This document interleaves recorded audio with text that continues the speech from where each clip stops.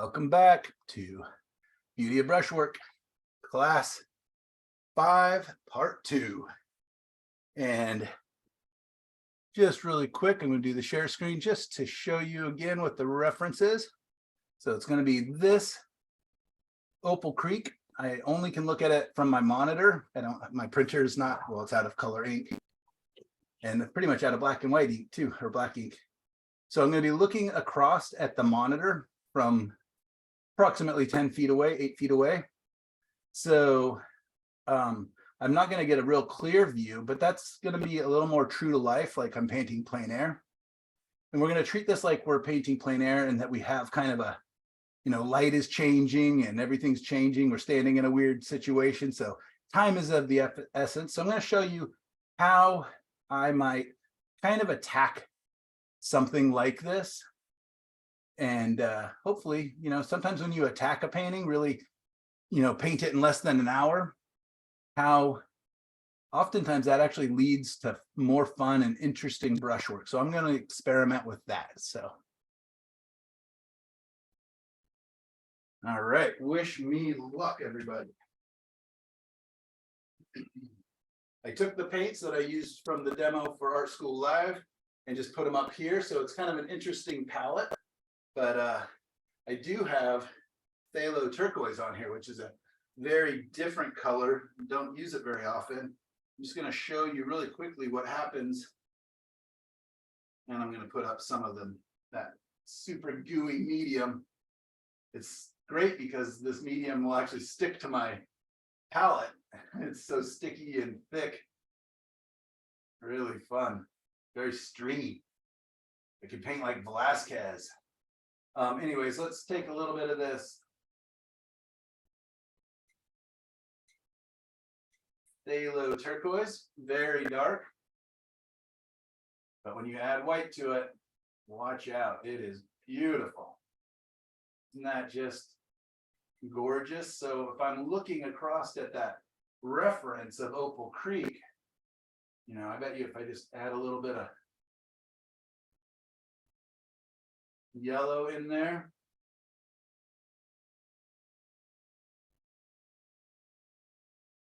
Yeah, it's almost, I feel like I'm almost cheating.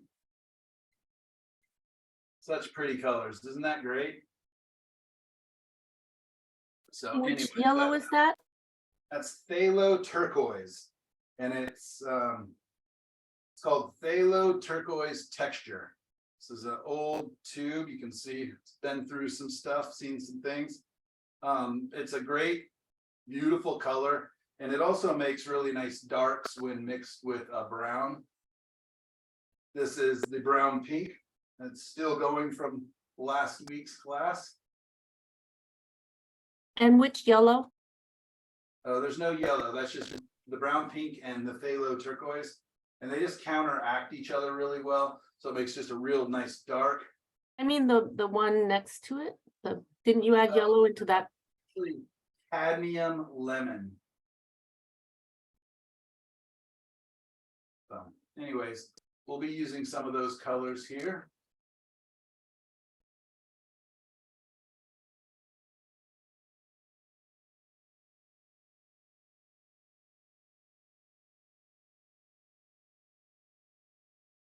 All right, so when painting, especially plein air, what's the first question I'm going to ask? Where's your light source? Yeah, where's my light source? What's the second question I'm going to ask? Where's the horizon line? Man, you guys are awesome. And my horizon line in this is all the way up here. Isn't that interesting? Pretty wild. So that's my horizon line, is way up there. This is a complicated scene. It's got, 3 different waterfalls going back into space. It's got, multiple elevation gains. It's got interesting, not quite noon, but, overhead lighting for sure. And that's actually, I will often say, you don't want to paint at noon. You don't want to take your photos at noon because that's when the light's the most boring and flat. But when you're doing waterfalls, sometimes it's the best because then you get, you know, light on the tops of the waterfall, especially if you're in a forest where there's lots of trees blocking the sun and everything else. So this probably was about 10 in the morning. There's still an angle to the light, but I do know that this is kind of a canyon of trees and really dense and dark and lots of shadows being cast. So I'm just going to quickly kind of sketch in kind of just my big shapes, and it's going to be a little bit interesting here because I just kind of try to find my place on. So that's the bottom of this waterfall. I'm just kind of putting that in for a note, and then it goes to right here, and the creek kind of comes over there. And these are just notes for myself. They're going to be ugly and odd and just kind of look like chicken scratchings to anybody else. But I'm just giving myself a couple notes of placement. This waterfall kind of comes kind of straight down there. It's definitely onto the right side. I'm just kind of trying to figure out where center is and kind of comparing everything to that. So that goes here. And then there's this angle that comes down all the way from up here, almost to the middle. That angle continues here. So I'm going to try to voice basically kind of the thought process that's going on in my head, and it would be very similar to how I would be analyzing. I'm looking for the darks. I'm just looking for that's what's going to kind of give me the big shapes. The lights will come. I have to just trust that.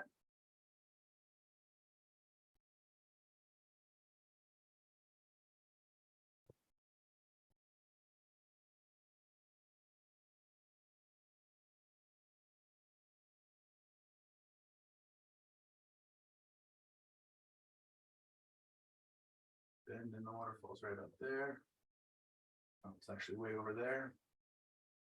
This is a different surface. A friend of mine is moving and she wanted to sell a bunch of her art supplies. So I just went and bought a whole bunch of panels and a couple frames from her. This is really a nice surface. I don't even actually know what it is, but it's actually kind of gray-ish, kind of a taupey gray. And I think that far side of the waterfall is just pretty much in the middle, a little bit to the right. And I'm just looking for lines. I'm looking for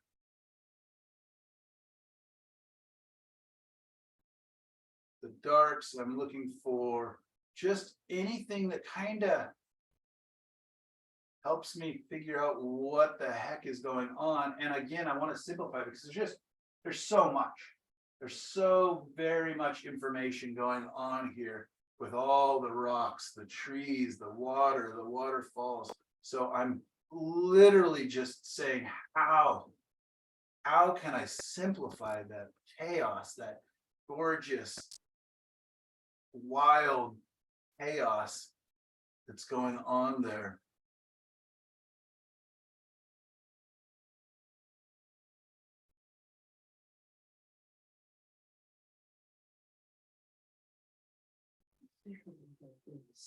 And it really is imperative at this point that you just, I'm not thinking rocks. I'm not thinking waterfall. I'm not thinking trees. I'm just thinking some directional lines, some big shapes, and how can I even mentally approach this really quickly? Again, the light's changing. If I was outdoors, plein air painting, the light is changing. And, if I wanted to get, the light is what I'm interested in, especially because it's, at this moment, it's hitting the top of that waterfall. It's kind of perfect. It's revealing itself. The light's right in here on the top of the creek. And then it's also on the top of this waterfall back here, which is gonna help and kind of give us a focal point.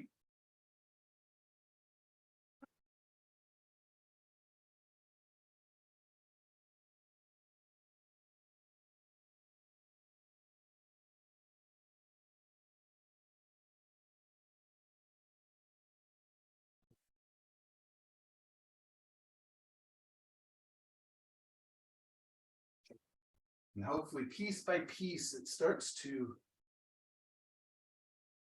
just kind of reveal what's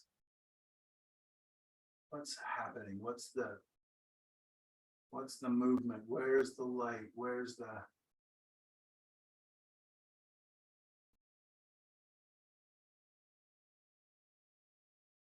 and this painting has really strong lights and darks, so I'm going to utilize that as much as I can. This really dark color over here is a different color than I've used.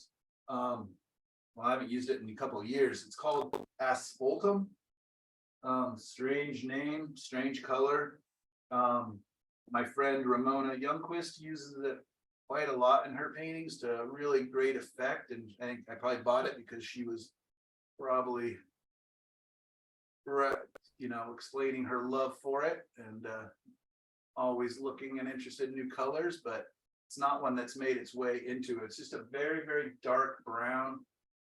It can be somewhat transparent if you thin it down a little bit, and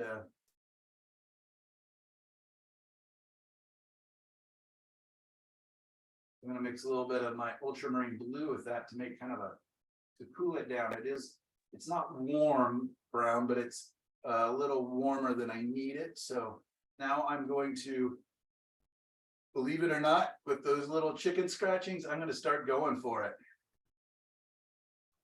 I'm going to keep my shadows on the thinner side. So you can kind of hear that. Can you guys hear that scrubbing? Nope.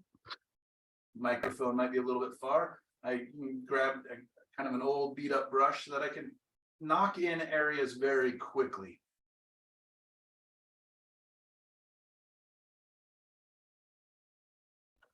So I'm just going to kind of scrub in some darks and see if I can't let that kind of help to tell me what's going on.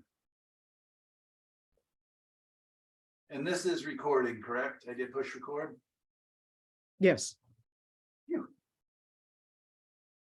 So when you come in with your darks, are you trying to pick up a dark that reflects some of the local color, or does it matter? Or I am, yes, to a degree.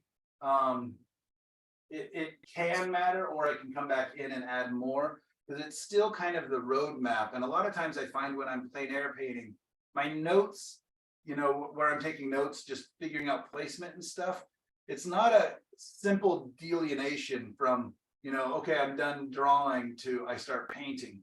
A lot of times they just kind of one leads into the other, and I'm just kind of all of a sudden I'm just kind of filling in areas. And you can still think of this almost as the drawing phase, because I'm just kind of getting my lights and my darks, and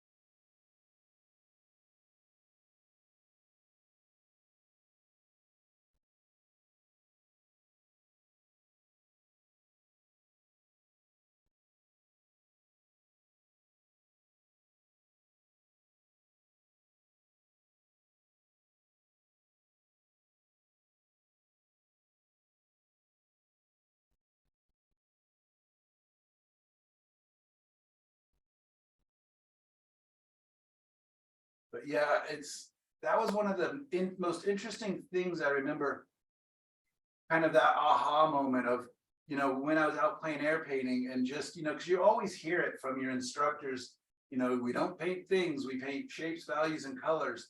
But it was really in plein air painting where I really realized how very important that is, to just, yeah, look for the abstract nature, and all of a sudden you'll hopefully see here pretty quickly that structure should start to show up, even though it's all very loosey-goosey and just lights and darks in the beginning.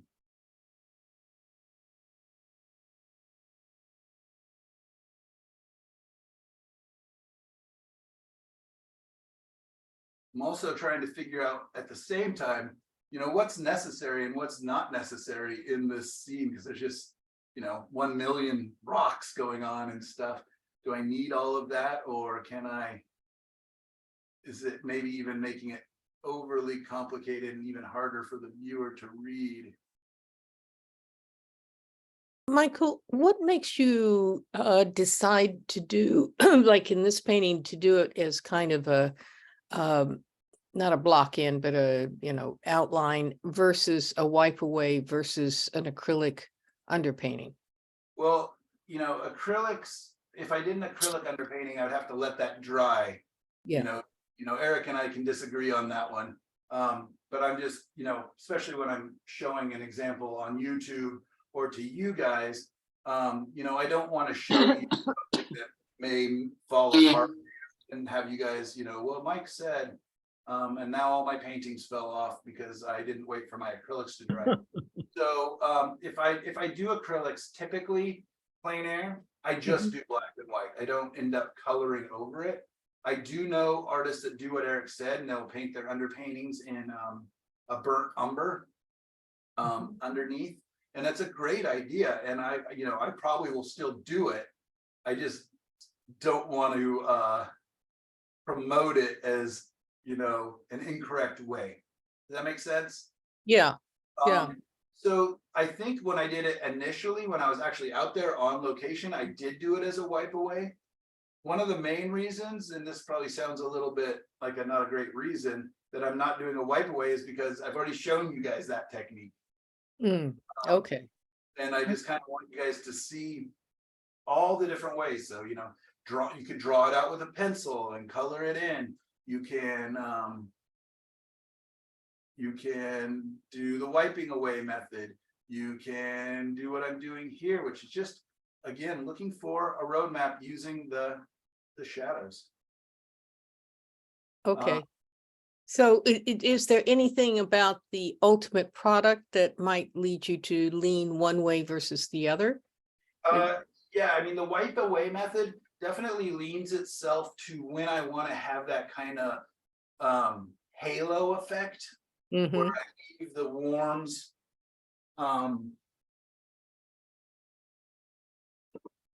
Grabbing 2 of them real quickly here. I could actually grab 3. I have loved doing the wipe away method so much, and I got such a good response from the first time I did it. The first part of the painting that I did with Eric Rhodes last time, that I actually kind of was like, I love doing them so much. It's weird that I don't do them as a finished product, because I really enjoy it. I don't see very many other people doing it. It really is like one of my favorite parts of painting. So like yesterday I did this one, and I just took it to that next level. It's all just wipe away method, but I just kept working it and kept working it. The truth is, this only took me 1 hour and 15 minutes, but I really, really like it. The atmosphere, but what I'm talking about is that kind of that soft edge that I get with the wipe away that's just so inviting. I did this one yesterday as well.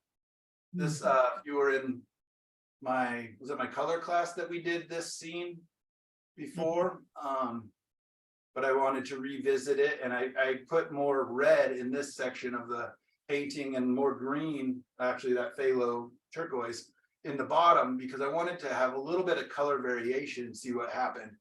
So yeah, and then the third one, this is the one I did after class last week. Ooh, nice. Yeah, I just had so much fun with them. I'm literally gonna make a section on my website just for these and see if people want to buy these, because it just makes sense to me. I love doing them. People Mhm. seem to like them. Mhm. And then I cover them with paint, color them up. So maybe I can just do a series and just see. Mhm. Well, see they'll what- sell. So anyways, And I'm so in the painting you're doing right now, there really aren't very many soft There's edges of almost work. no soft edges. Yeah, it could still work, but it would be much more choppy. And then I would be using the opaque paint as I came back over the top Mm-hmm. to create those edges where I want them. Okay.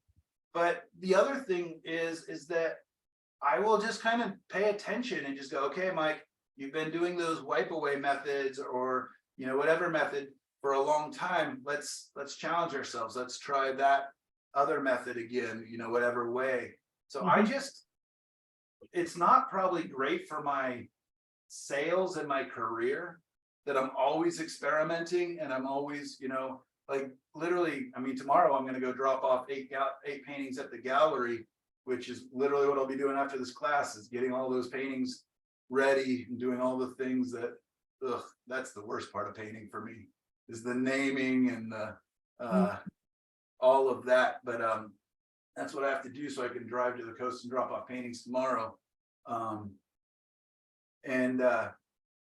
Hey. But anyways, they will, when I take them sometimes to the gallery, I will get like, oh, this isn't what we were expecting.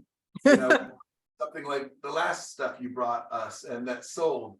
But for me, I'm always playing. I'm always experimenting. I'm always trying new things, trying new colors, trying new techniques, trying new brushes, trying new mediums. And I keep thinking one day I'll figure it out and I'll stop and I'll just master that one thing. But in the meanwhile, No, Thank you. don't want to do that.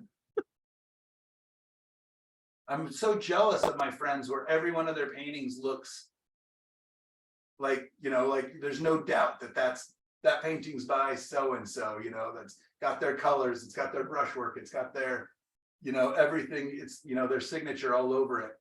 But that's just my ADHD brain just wouldn't be happy doing it. And I had to come to peace with that basically about 2 years ago, because I was doing a bunch of abstract paintings, and it was so silly because I needed money. I needed to sell paintings, but all I wanted to do was abstracts, and I don't have anywhere to sell them. I don't show them on my website. I don't, you know what I mean? Nobody's ever asked me, Mike, could you do an abstract for me? But that's all I wanted to do. And I just had to literally have a conversation with my wife and, just say, sorry, I'm taking a little I'm taking a little break from making money. Mm. Because there's something in me that wanted to do it. And so anyways, I did. I've got stacks and stacks of abstract paintings that nobody will ever see and nobody will probably ever buy, but they exist. But it probably informed your painting afterwards, didn't it? I would think so. I hope so. Yeah, because I was definitely using way more tools. I actually did it. I can tell you why I was doing it is because my daughter was doing them and she was having so much fun and just playing and experimenting and doing all this stuff that I was like, I was so proud of her. And I was jealous. I just wanted to do play. Mm-hmm. But now I still do abstracts every once in a while. Just kind of like I told you guys that my reward for a good day of painting is more painting, but it's just paintings for me. So now sometimes I'll do abstracts, especially if I end up with a really interesting color palette, like just my leftover paint is really beautiful grays or whatever else, and I can't think of a thing to use them for as a landscape. I might just do a quick abstract using those colors. And I also find doing abstract paintings, I showed you guys that with the different edge quality and the different brush strokes, that is a great guilt-free way to do to play with your brushwork is by doing abstracts. I would love to have you do a class on that, Yeah, or even a demo or workshop. boy, I'll have to get braver. Or just throw it in as a fun thing that we're gonna do in the middle of all of a session of something really serious. Right. We actually did do it was it last year that? I think it was last year sometime. Yeah. Yeah, I actually did have the students do that. Mhm. Yeah, And and it's very useful and very fun. yeah, and again, you're just liberated. So let me see if I can grab it real quick.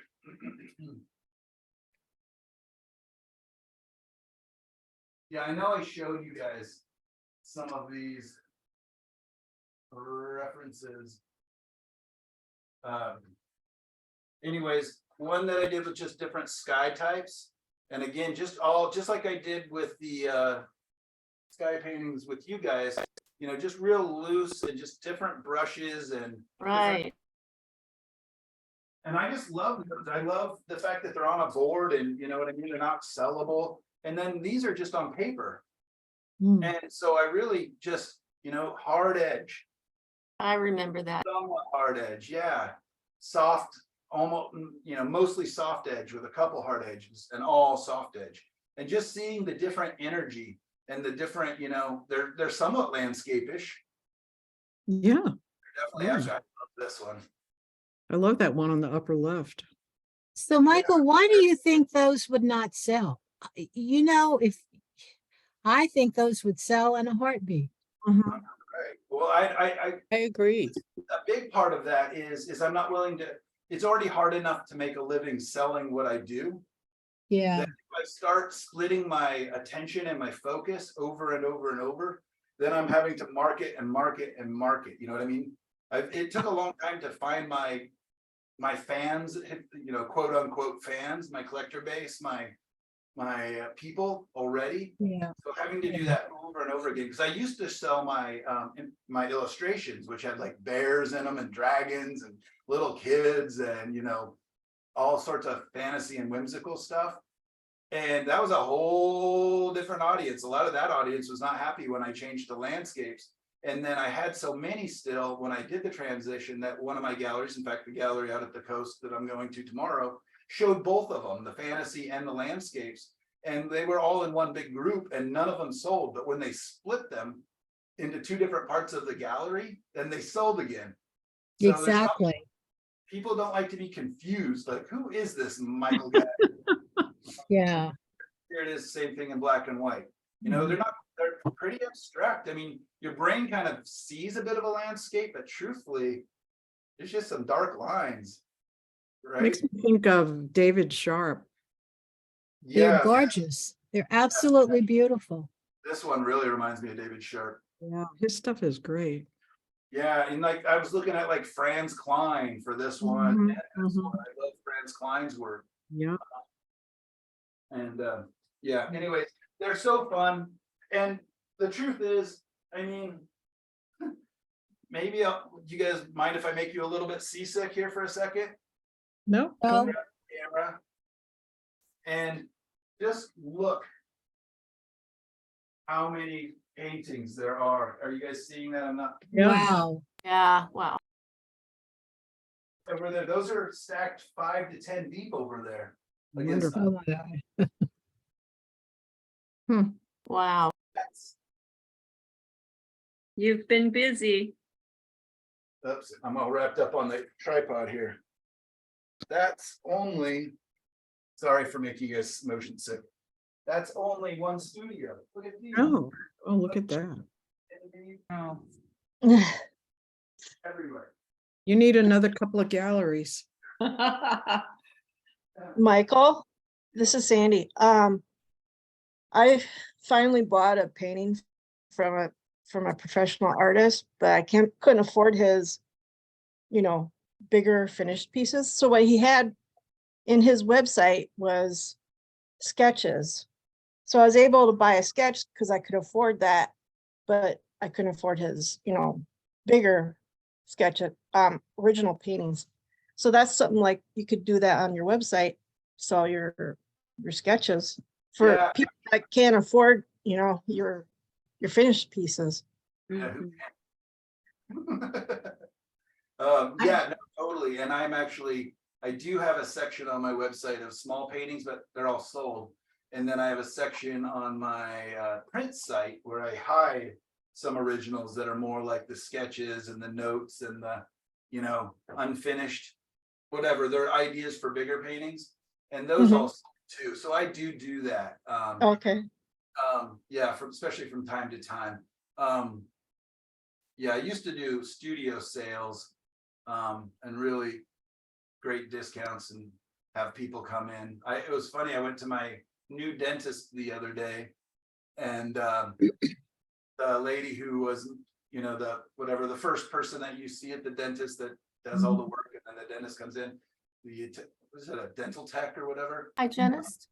The hygienist, yeah. It's like, are you Michael Orwick, the painter? And, you know, my name, I was like, yeah. She's like, I have 16 of your paintings. Wow. Wow. I was like, what? And she came to my open studio. I remember because she got here before we opened, and I was out still putting up the signs, you know, on the stop sign and everything in my neighborhood. And I came back and she was walking out holding a huge stack of paintings. I was like, what is going on? And she's like, yeah, I just got a new house and da da da da da da da. And it was so neat. And then the very second lady is in our class. I don't think she's with us right now, but she's one of the students in this class, and that's how we met. She got to get a couple originals, and you know, it was just so neat that I love the idea of being able to share work, you know, for cheaper, especially, you know, paintings that just didn't make it to the gallery. They weren't quite ready for a frame, or they went to the galleries and just didn't quite find the right people. Or they're my notes, my sketches, my little field notes. And in fact, the people that bought the little plein air that I did of this scene that I'm painting right now, you know, they just happened to see it and literally just kind of gasped and go, is that Opal Creek? Like, camp there every year in this cabin. And I was like, that's exactly the same cabin I was staying at when I did this. And they, you know, like, okay, well, I guess we have to buy the painting. Well, And if you ever end up with some that you want to post to Padlet for with our student discount, maybe that could be a fun way to move some along. all right, let's do it. And Michael, you hit on something really important. When they split your work up and put the two separate styles in different areas, they sold. And when I had a gallery, I had a gallery, and that's what I would do. I wouldn't put all of that person's work. They wanted to come in and see a wall of their work. I go, no, I'm going to split it up. And when I did that, I sold so much more work for these artists than if I did what they wanted me to do, you know, like to, I don't know, present them just their work, you know. But it was fun. It was great fun to own a gallery. I bet it was. Why did you, how did you come up with the idea, and why did you split them? Well, because I would watch people, and I worked, this was in upstate New York, and when I worked with the SUNY Potsdam in the Gibson Gallery, I was a docent there and a member. We helped raise money for grants to present shows, to curate shows and things, and I did all of that really fun kind of thing. But I watched people, and as I was a docent, and you know, because I was president and vice president of the group for like 5 years or so. And I had a lot of hands-on experience of just observing the people that came in from the community and from hundreds of miles around to see the work, because we got work from all over the world. And when we presented people's work, like that one person's work, all in one area, 3 or 4 paintings even, they got bored, and they would just glance at the work and walk away and look at somebody else's work. And then they do the same thing in that spot. So when we would hang things, different, a little bit different styles all along the way that maybe are somewhat similar, but not really the same exact thing. It just flowed better for people. They took more interest. Their mind had something to grasp that a room, a wall of something might have a lot of the similar things for. So they really looked at the work better. That's really cool. And I wonder too, this idea just kind of popped in my head while you were describing that. I wonder too, if like, they're like, oh man, here's some work by Susan. I just love it, you know, and then all of a sudden they go a little further down, like, oh my gosh, here's some more work by Susan. Like there's the discovery of it. Exactly. It was discovery, rediscovery, and just then they would go back through the rooms. I had the top of an old house. My ex-husband's office was in the bottom, and I of this old Victorian house in Potsdam, New York. And I had the top floor, and I stripped wallpaper, painted all the walls white, and had a beautiful gallery that sometimes I would have, I think it was 6 rooms upstairs. Sometimes I'd have 200 people in the building upstairs. And it was amazing how people would come and just go through the rooms over and over again. It was fun to watch. It makes me think of what Michael's been teaching us about just even contrast. Yeah. You know, Oh yeah, because that does keep the attention and the focus. Yeah, a lot longer than repetition. Yeah, that's really interesting. I may have to kind of mention that to the gallery because yeah, they always put me, and I think pretty much all my galleries always group everything I do, which makes sense besides when I had that, you know, 2 very, very different styles. Yeah, I think you could sell your abstracts and people would buy them like crazy because they are so beautiful. Mhm. You They could are- actually sell that one as is. Because people, when you look at that, people have to work on what it is. I see it as a landscape because I know you're painting a landscape it looks abstract. Well, an underpainting always looks abstract to me, Yeah, you could sell your underpaintings. but owning a gallery taught me so much. It taught me so much. Yeah, that's pretty neat information. what made you decide to retire from it? A divorce.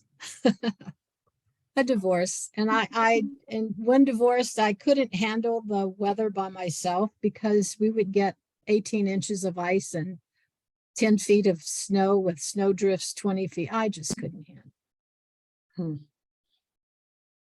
And I came to Phoenix and had to recreate myself and go back to work as a nurse. And, you know, it's been a happy trails.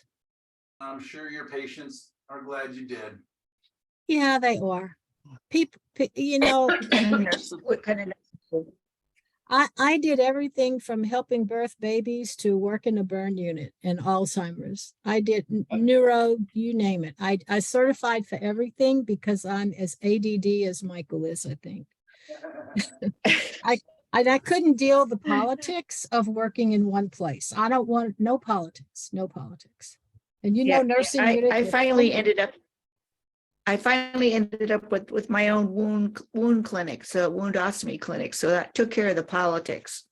Well, that's great because wound care was my favorite of everything, and burn unit was my Oh. favorite.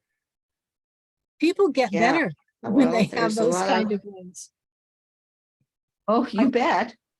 And I worked in a hospital in Texas that had 75 beds, and everyone was a wound. We had wound vacs and all kind of Oh. things.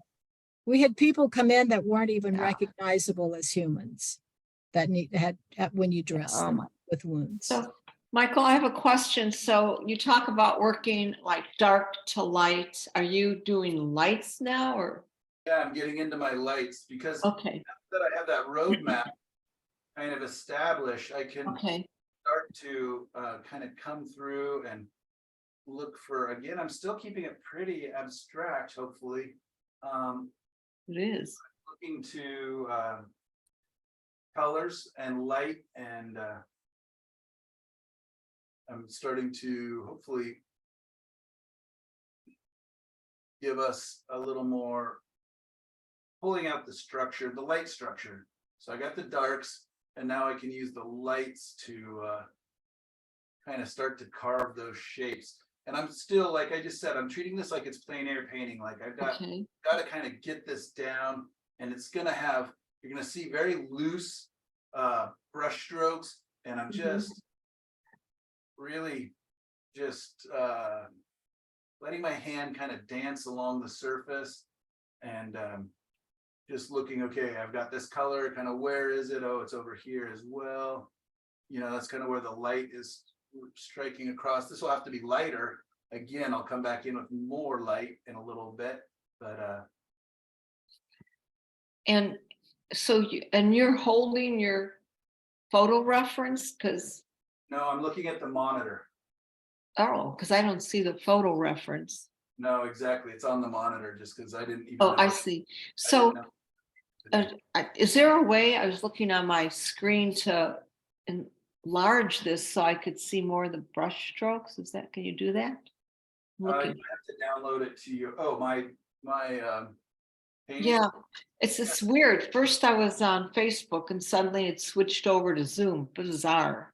Yeah, no, I think you've been on Zoom because I don't know how you would watch it on Facebook. I think you've been there. I think you plugged in through. Oh, okay. I don't know where my little remote control went to. That's okay. No, It's don't. behind one of your paintings. That's good. Michelle. No, you know, it made me, when I tried to click on Zoom, it told me I was locked out, and it made me do this, you know, that test, pick all the cars, pick all the street lights. That's bad. That seems to happen periodically. I think Oh, they just with- like to mess with you. Okay. I love that yellow color that you're sticking in there. So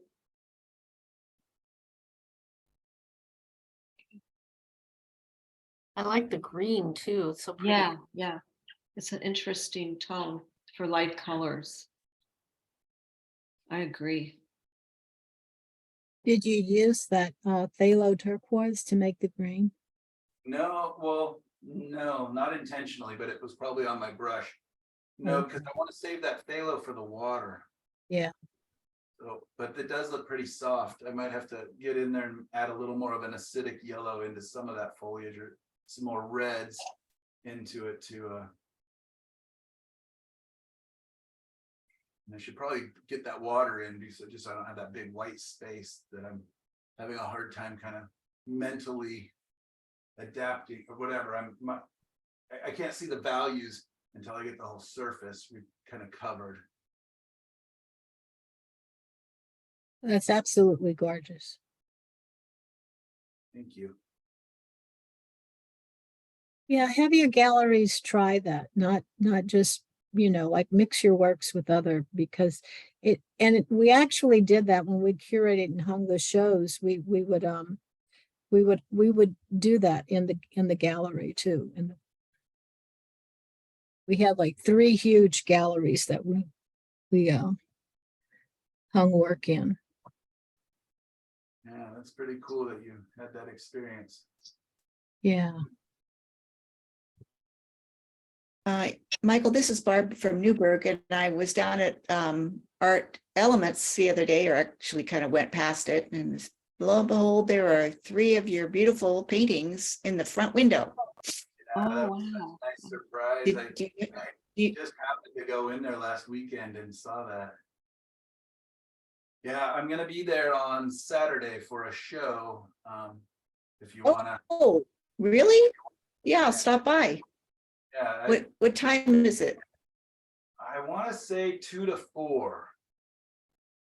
And then I'm Okay, going to a show in McMinnville right after that. And on the way to that show in Newburgh, I'm gonna go meet with a vineyard owner who wants a big painting commission. So busy day. And then I go from that second show to a different vineyard to pick up wine.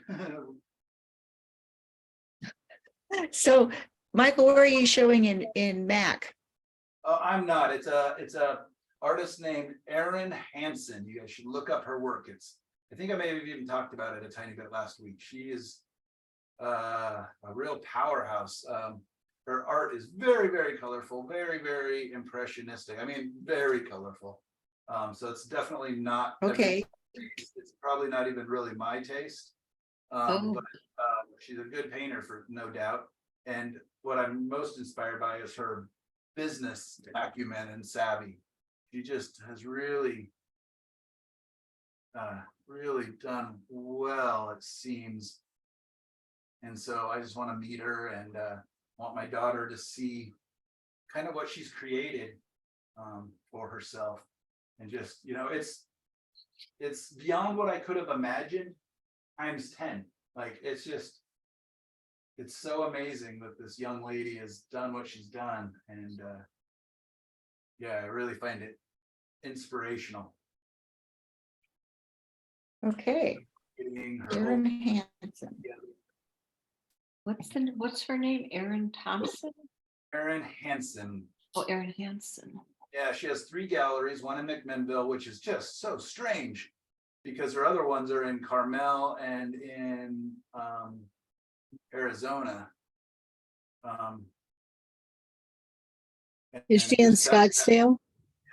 That just makes sense. So she's in the most expensive gallery areas in, you know, the United States. And then all of a sudden, here she is in McMinnville, and she's not even downtown McMinnville. She's out of town.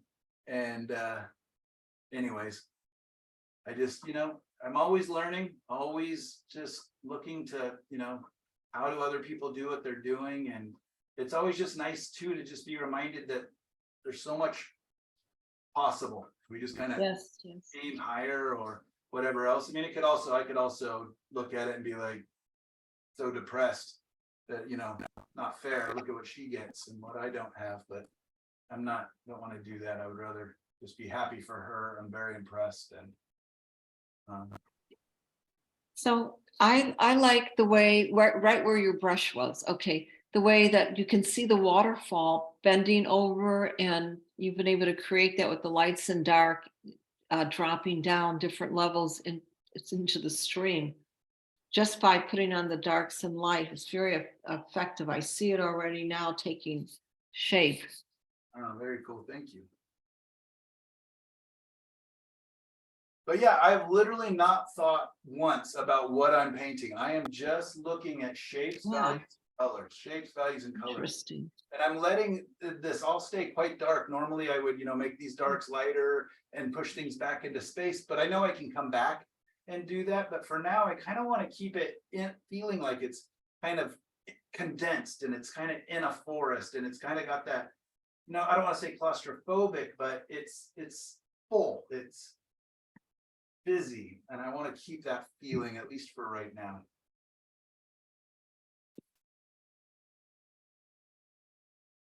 It's just taking form with the way you're laying down the darks and lights. Good. Yeah. The rocks look so rugged. Yeah, but trying to keep those edges a little crisper.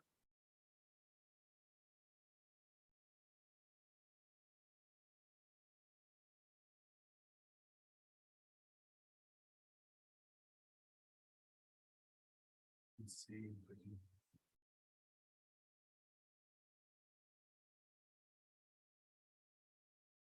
Yeah, but not really focusing on exactly what a thing is. I can just kind of look at what motion is that. Okay, that color is bright green. What's the shape? Oh, it's kind of a bit of a swoosh and a little bit of a playfulness. You know, okay, what's this dark over here? Oh, it's a straight, hard, crisp line. Okay, what's going on over here? These are, you know, just kind of some leaves. So they just appear to me as I'm looking across at my monitors, just kind of soft and dispersed and diffuse. So I'll just kind of hint at maybe something going on back there. There's some cooler ones in the shadow behind it. So maybe add a little blue gray to that. And just kind of let them sit back there a little bit. And yeah, it's just having that conversation of, you know, what is that, not what is that, sorry, but what is that shape? What is that color? What is that value? What is that temperature? So I'm hopefully creating the illusion of light hitting these rocks and then other rocks being in shadow as well. You see this big separation here in the lights. So I should probably actually bind that to make it so it's not so spotty. So I'll just kind of bind those so it feels a little more solid. There's a little bit of a shadow that I could throw in behind there. All right, let's get some water in there. Oh, we got our beautiful, crazy color. It's not that blue, but maybe I can use a little bit of that with a little bit Is of this a different brush? Yeah, so right now I have my darks brush, my green brush. I don't know what brush this is. And now I grabbed the blue brush. And that's just because how the camera is, it's literally in between me and the cleaning tray is way over to my right side and I don't want to hit the camera. So I'll just clean brushes after class. And plus you guys don't need to listen to me or watch me scrub brushes.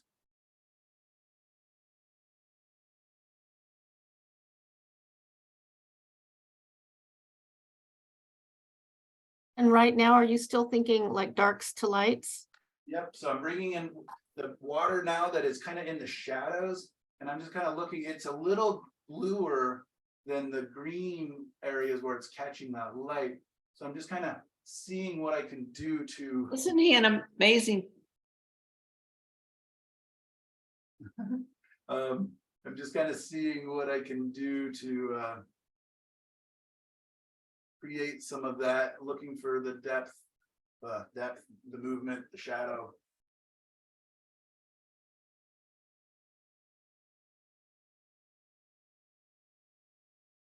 This is great practice for me though, because you know, plein air season, even though it seems like this is a never-ending winter, is eventually going to come. Eventually, I'm going to be able to get outside and start painting again. And it's like a muscle, or you know, it's like anything else. You got to kind of work on it, work it out a little bit.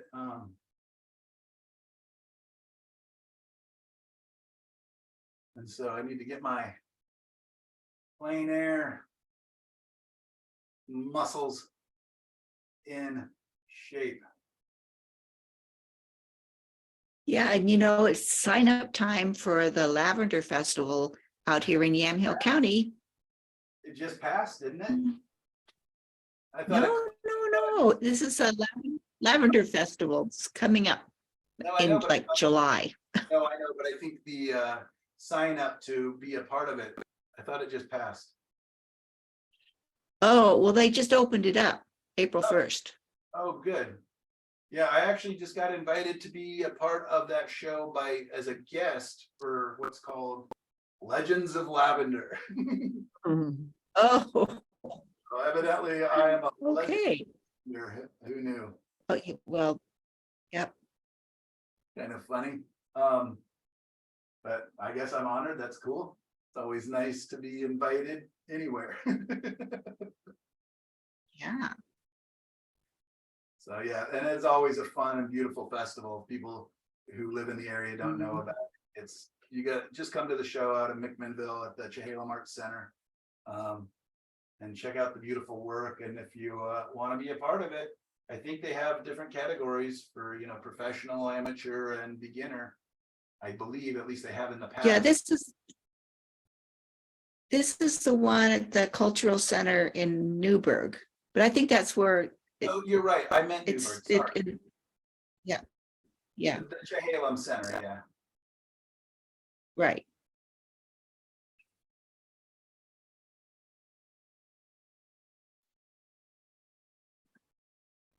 So even with the water, I'm still kind of painting it dark to light.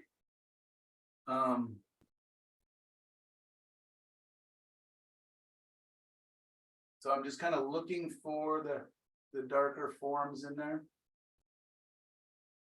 And then I'm just about ready to get to my beautiful, the whole reason I'm painting this darn thing, that beautiful turquoise Opal Creek pool. Makes me want to get out there and swim, but again, it is so cold. So cold. It's looking beautiful, man. What's that? It's just already looking so beautiful. Oh, thank you.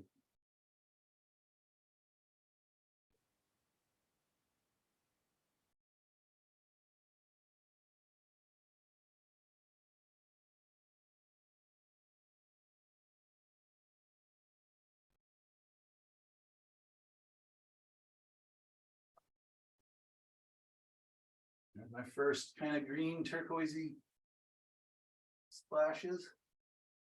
And again, I'm still just painting from dark to light, so I'm looking for the I gotta look a little bit closer at my scene. I can't tell if I'm looking at a waterfall. Yep, it is. Nope, wait.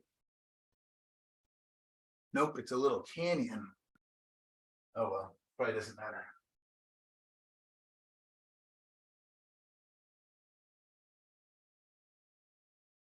All right, and then it gets lighter.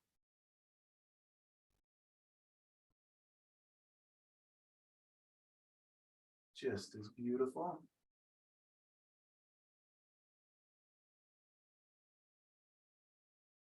Whew.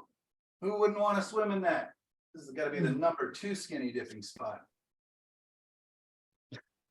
Except it would be really cold and embarrassing when you get out.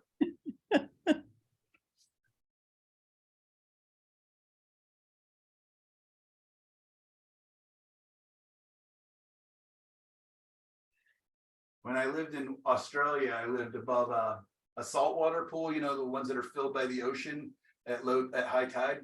And the bars down below, when they let out a lot of nights, that's where a bunch of people would end up skinny dipping and making a bunch of noise. It was pretty funny. It was just below my apartment, but couldn't see anybody. It was always, you know, pitch black. There's no lights on them or anything, but it's pretty funny.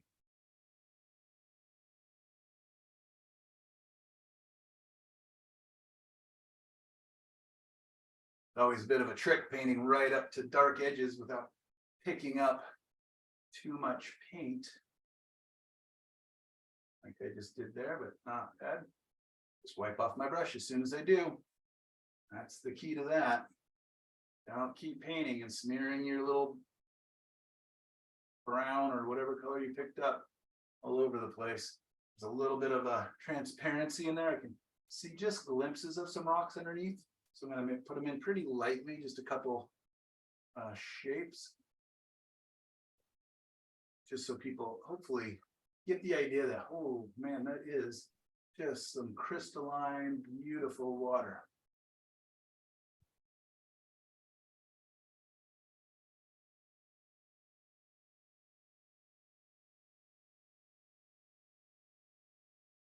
All right, and it's kind of interesting because that's really only the area that color shows, because all the rest of it's kind of rapids, and the water is much thinner, a little bit kind of peeking through here where it seems to calm down just a touch. But otherwise, it looks like we're dealing with mostly rapids now. Yeah, rapids. I got water and shadow back here, so let's just go ahead and darken that. A little bit of water and shadow here's back there too.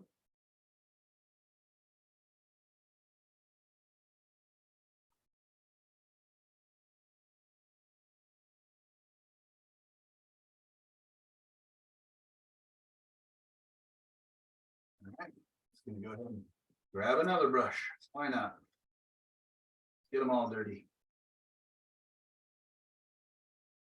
All right, so I do have some areas of, you know, really light highlights on the water where the light's hitting it. But for the most part, it is not that. Most of it is in shadow. So I want to preserve my lights to keep them special. So I'm going to come in and do the shadows. A lot of times in my paintings, I will try to preserve kind of the most fun part. You know, the highlights are generally the fun part. Bringing in those splashes of light and sparkle So yeah. Plus I paint from dark to light mostly anyways, so kind of works for my style. But I do kind of like have this like, ooh, I can't wait to get to the light, but I gotta earn it.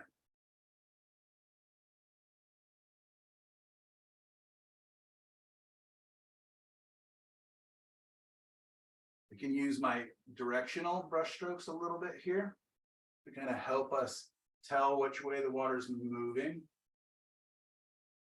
And still just painting dark to light. I'm looking for what's the darkest areas in this water, what's the lightest areas. This area has a branch kind of blocking it that I don't want to put in the painting, so got to kind of make up a little bit of that.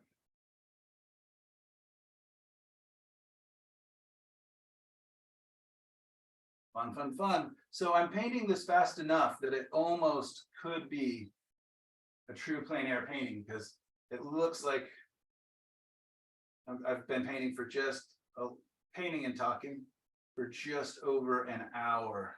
Does that seem right to you guys? So generally you're not going to get that much time with plein air. You've got to be pretty quick. Especially in somewhere like this where it's dappled light and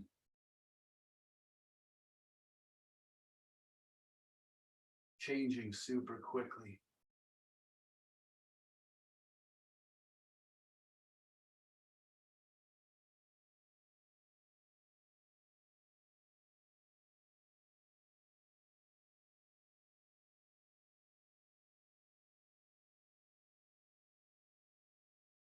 So if you were doing this plein air, would you then possibly go back the next day or two and adjust it, or just enjoy it as it is and call it good in a plein air situation?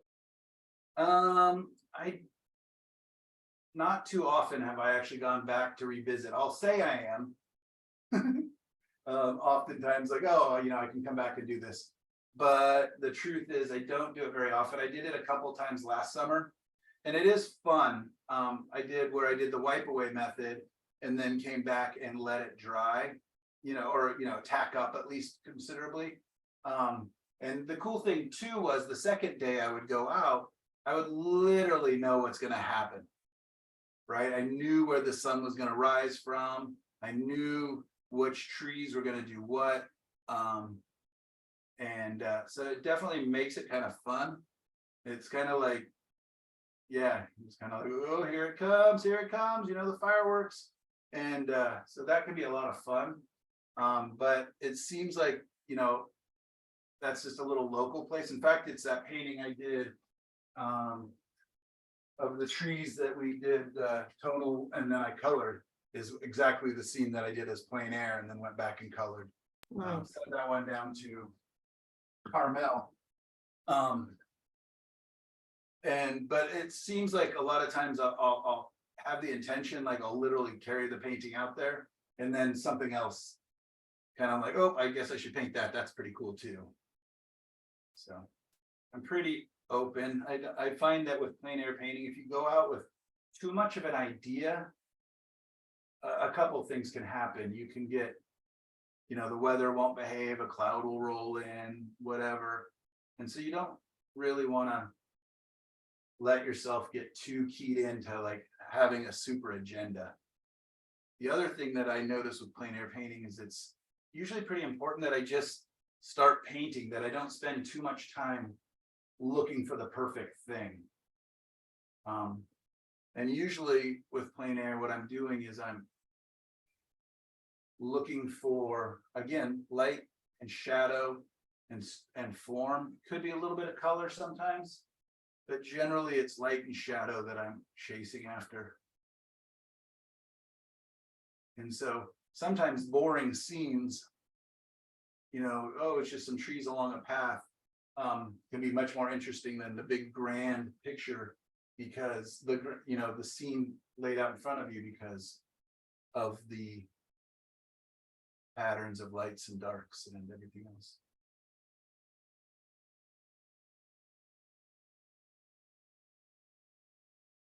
Whew. Fun, fun, fun.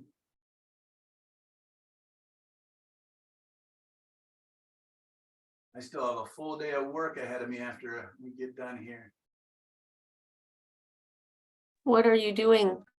Getting 8 paintings ready for the gallery. Which again is the part I don't love. You know, I have to name them, photograph them, put my signature on them, paint the edges, wire them. And then with the photos, I have to load those into the computer and make up, what do you call it? The piece of paper with all the information for the gallery. It's funny that I can't remember the word. All right, so there we go. Now I'm gonna just let those lights get a little lighter in certain areas here. Which gallery are you getting ready for? Dragonfire out of the coast. They've got their spring unveiling, and not this weekend, but the weekend after. Just wanted to get them some new work. A lot of people go out there for that. I unfortunately won't be there, but my paintings will. And I'm not one of the featured artists or anything. I'm just kind of piggybacking on the attention that it gets. And plus, it's just time. I haven't given them new work in a little too long, in my opinion. And in their opinion, too, I hope.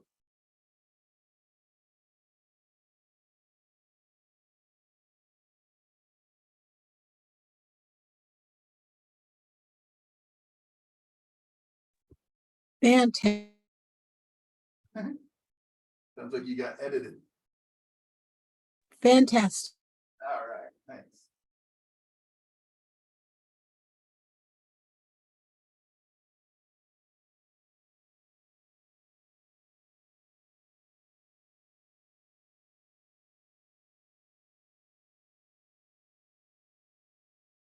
Now with these lights, I can do basically what I just did with the water.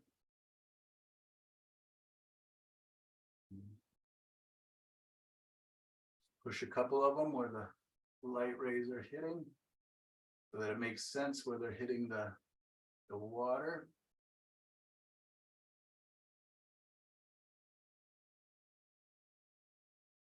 Oops, can't push too hard. It's wet into wet. It's got to just sit right on top.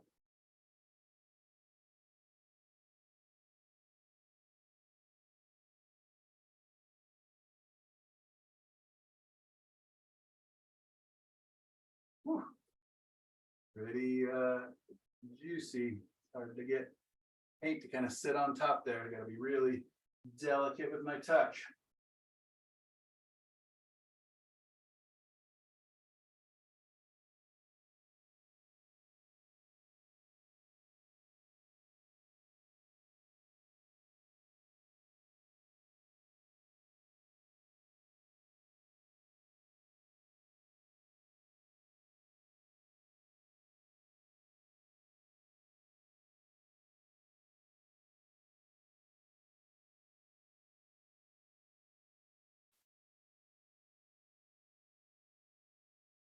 You're putting in the gleam.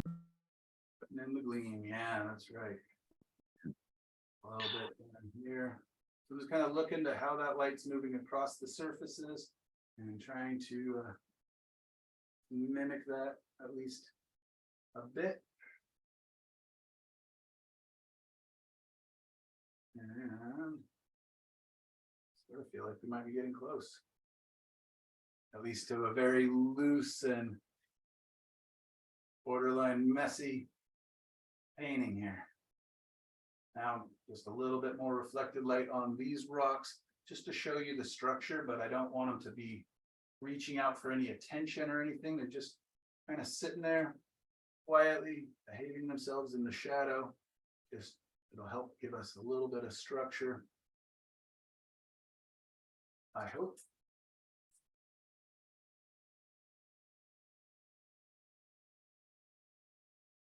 Plus I can use this time to go through and get rid of all the little white speckles of spots I missed.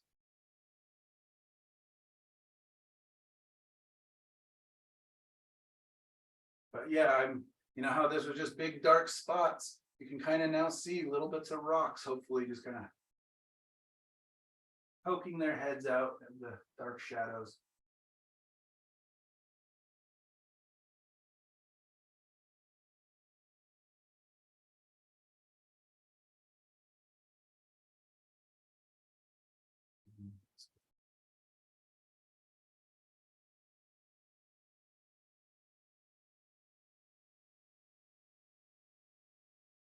create some, so it's not all just warm darks back here, but there's actually some cool darks.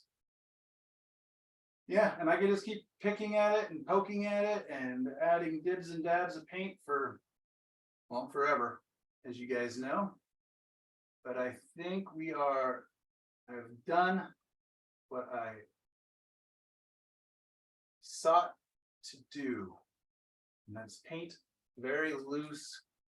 This line here is way too strong, a little loose, Plein Air like painting.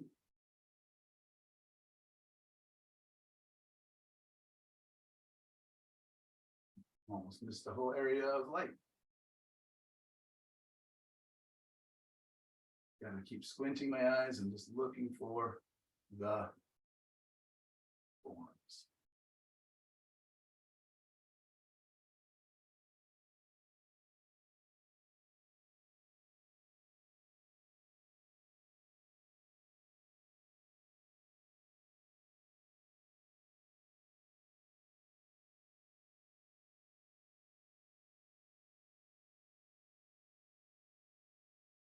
Okay. Crazy.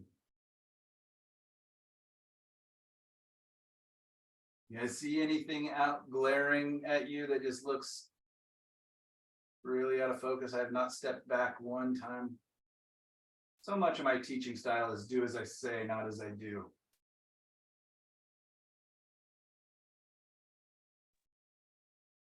Like Father Centerville.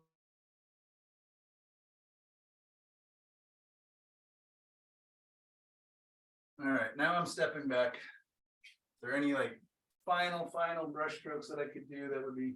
So Michael, Susie, so going up towards the top, and I just love the way you overlap the different levels of falling water. Would the water that's starting up at the top come down into that gorgeous emerald color? Would some of that be splashing in there that you could put lines or Mist. mist? That's the word. I don't know if that's required, but It's the shadow, so it's not really.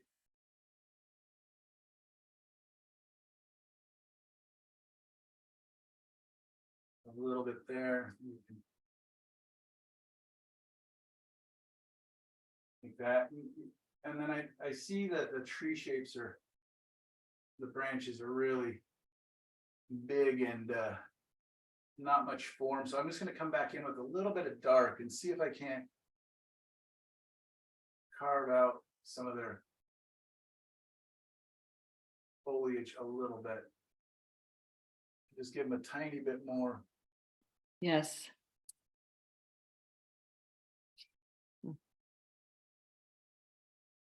Form, even though I want them pretty abstract and loose. Gosh, each brush stroke you make is so intentional. I just dream of getting to that point. Oh yeah, what is it? Is it a value? Is it a color? Is it a shape? Yes, it's all of those things. So just kind of thinking about it before you do it. Okay.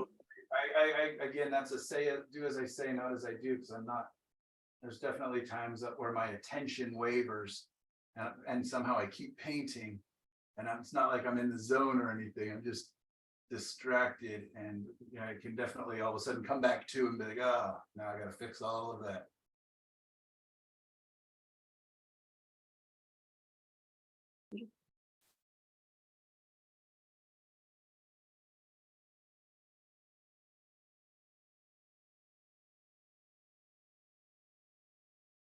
Okay, I actually like color in the photo better of this water, so I'm gonna get one more area of light in that water.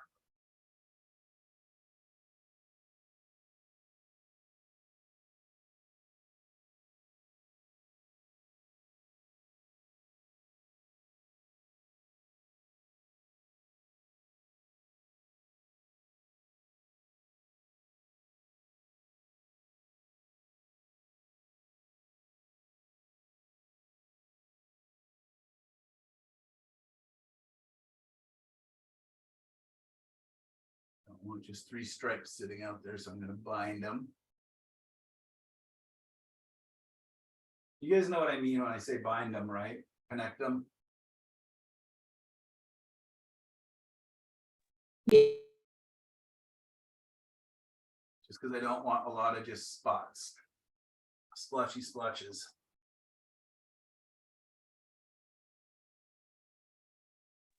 If an artist I've watched called Zipping Up the Colors. Zipping up the colors, huh? There you go. That's funny. Yeah, I like that.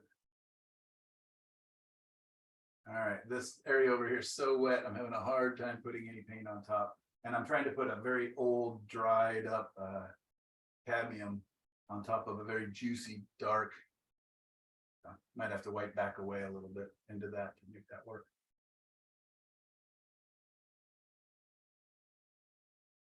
All right, what do you guys think? Good? Bravo. Yeah. I think it's beautiful.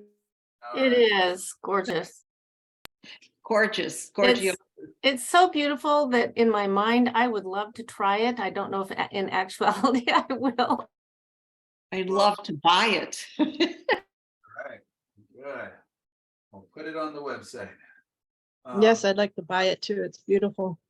Thank you. You guys Uh-oh, are- sounds like an auction. Yeah, we could have an auction or a lottery. How about a door prize? Yeah. I think Michelle's idea about posting them on the website for students is good. Yeah, and you know, when I do my workshops and stuff, I will often have the demos and stuff for sale at a great discount. And the reason I do that is partly because I'm greedy and I like money, but partly it's because a lot of the paintings I own, especially the early ones I bought, are from workshops and they're from the instructors that I took. And I still have them up in the house. In fact, got one beside me here. And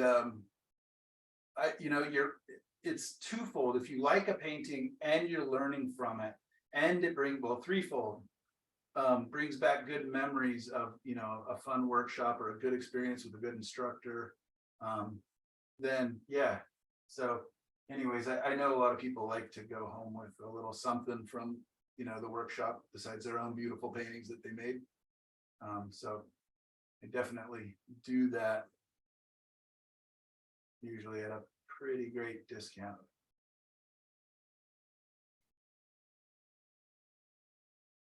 Painting forever, I'll never stop. You guys are just gonna have So Michael, to go away. student forever with you. What's the next step? Are you, one more class? Are you gonna leave us? Are you gonna do another workshop? Oh, I have workshops coming up this summer. I have like 3 or Okay. 4, I have 4 of them. Good, But good, not good. doing a class as of yet. Okay. I missed my time to turn it in just because we Oh. travel a lot. We've got a Mexico trip, a Oh, Colorado trip, possibly Italy trip. That actually wouldn't be till October. And lots of camping. so We when, camp so every are the summer. workshops in Portland? Are they online? What? So there's How the long? Manuka. Yeah. There's one at Sitka, out near Lincoln City. Mhm.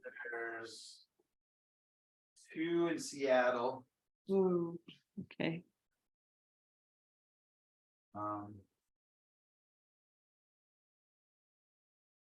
But you were thinking of doing a reflection with that, the reflections online during the summer with OSA, no?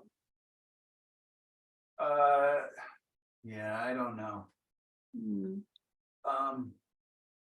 Yeah, I don't know. I guess I need to sit down with my wife and daughter and see what is actually available time-wise, because my daughter did get a summer job and mhm. stuff. So, things might be Great. opening up. I just kind of always preserve it because, as my daughter's Sure. been growing up and stuff, that's our family time. Sure. Now she's, strong, independent 18-year-old and probably would prefer to spend less time, not more time. together. That's not true. We get along great.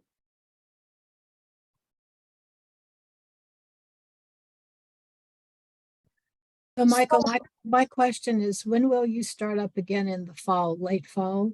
Yes, yes. Yeah, I don't know. I'm still working on a workshop in possibly, it's kind of a very long shot, so that most likely won't happen, but possibly a workshop in Italy Oh, again in October. So I just kind of need to figure out what's possibly happening so that I can schedule around things. But yeah, I will be back in the fall. and what about this master class? Is that still ongoing? Because that would probably be my meeting. The mentorship is full now. Okay. It's got 2 new people this week. But we may, Vivian and I were actually talking about, I don't know if she's still interested in it now that she's actually got to know me. How we met was because we initially were talking about doing, opening up another mentorship, because the one we're doing now is all critiques. Oh, So it'd okay. be fun to do one that's more demo and that kind of stuff. Okay, so is Vivian, yeah, I'd like to be a part of that. I want to keep continuing with you. So that would be good if you. Yeah, we'll see if I do that. And they just wrote me an email yesterday asking if I would, shouldn't probably say this on OSA's recording, but they just they asked me to do some courses with them as well.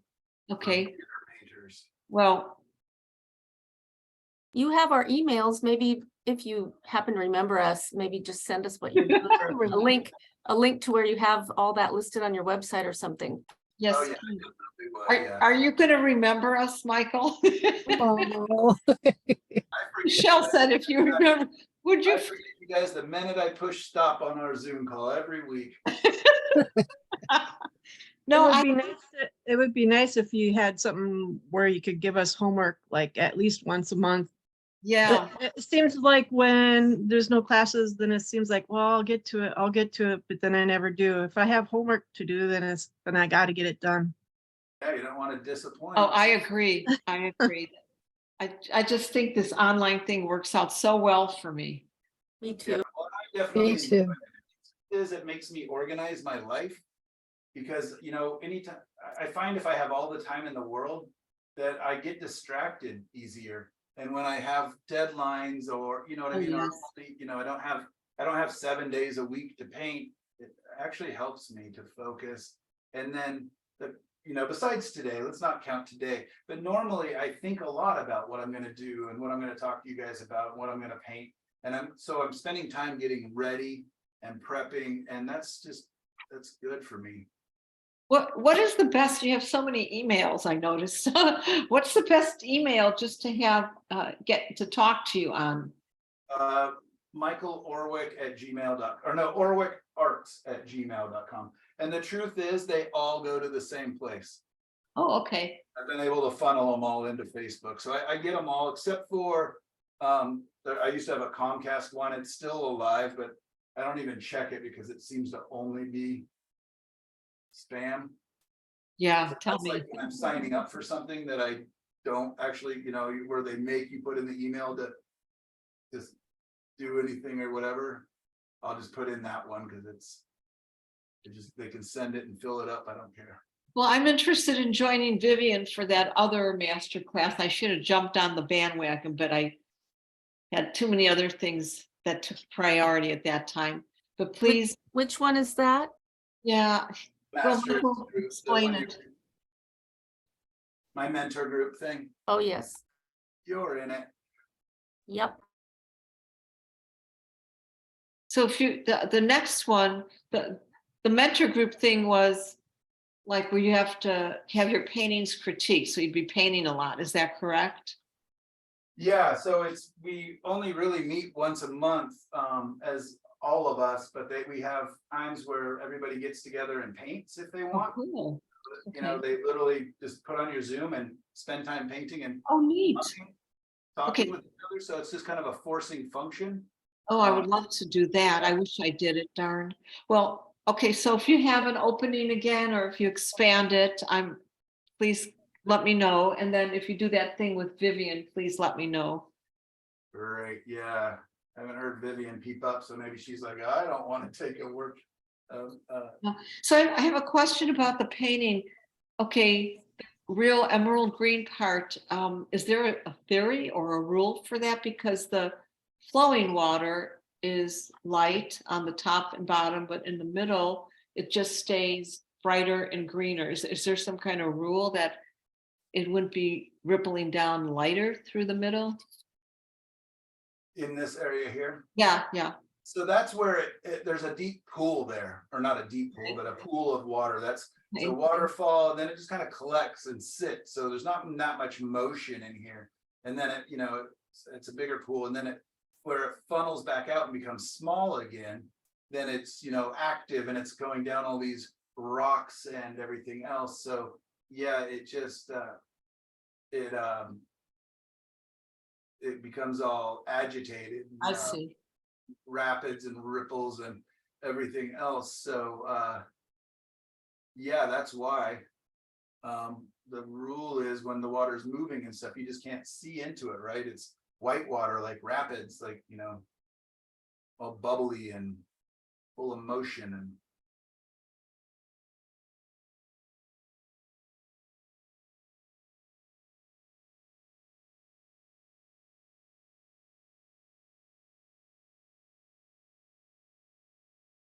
yeah, so I mean, I was happy with it before, and all I'm doing is just, adding another detail, as I look in, and as you get one area kind of finished, all of a sudden that just kind of opens your brain up to look for the next point of interest or whatever it is. So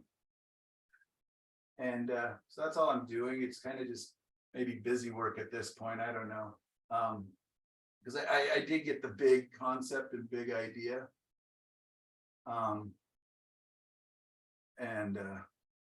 Maybe you should just, again, when plein air painting, you just kind of got to focus and tell yourself, what is it I'm after? I'm after the colors, or I'm after the lights and shadows, and the design and patterning that's going on there. And this one was just about trying to create this motion, and then where's the light hitting and where's the shadow across it, and trying to make that as strong as possible. I'll have to step back and do the areas of the water that are being hit by light, feel like they're being hit by light compared to the areas that are in the shadow. I can adjust accordingly. But for now, I think that is a good stopping point. We went a full hour long. You guys are, I don't know how you do it. You keep me coming back, keep me painting. Merci. So, but anyways, I'm going to reiterate how much I appreciate you guys being understanding of the situation today, and being willing to adjust. See if I can change the angle of that light so the glare is not so bad. It's gorgeous. It's like it could be in Hawaii. Gorgeous. That is so beautiful. Really is. Man, how do I get rid of that glare? Oh, I know why there's glare. It's from this window, not from those lights. All right, now I'm painting in the dark. And let me turn on one more. Look at this up cross light. close. Takes over the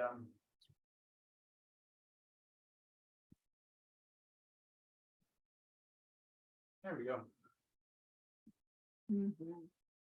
I want to take a picture of what my studio looks like right now. If I can even find my camera. That's the problem. I can't even find my camera. Oh, you guys are awesome. Thank you. With the remote. I will send a photo of what this craziness looks like.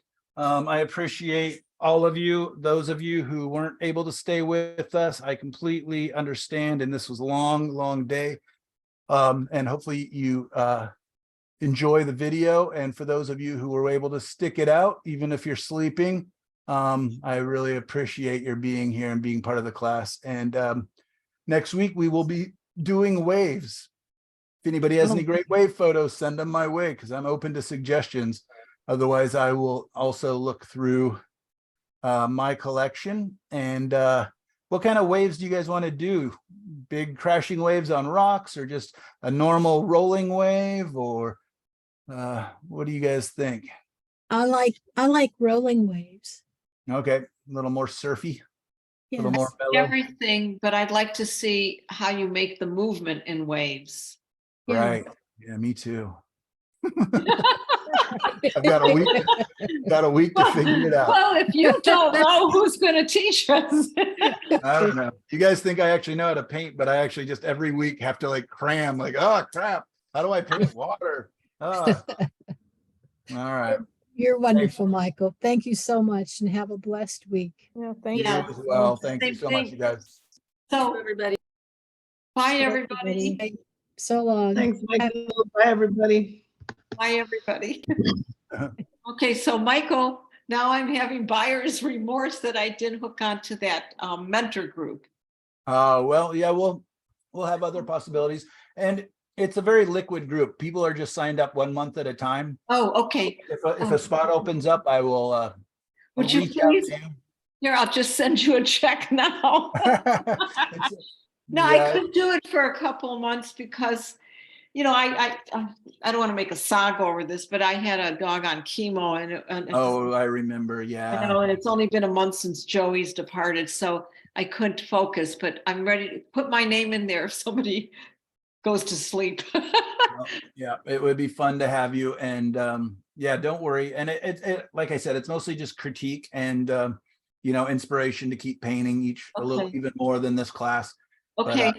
you're And doing I'd great. love to paint with all those people. I'd love to paint with Michelle, but she's not here. But needless to say, this was phenomenal. I saw the demo. I thought Eric was sassy to you, but forget that. He always is. That's part of his style. I get it. He's a funny guy. Oh, I like when you say you get it. Okay, because I thought that was rude when he said that thing about the starting the painting differently. So yes, please, I didn't know it was month for month, but I would like to do it. If you have an opening, you've got my email, even though it says Susan and Craig and Susan, that is my email. Great. Okay, so please include me, and I want to continue to teach, to learn with you and take from you. For me, it's all about learning. And then I wanted to know about that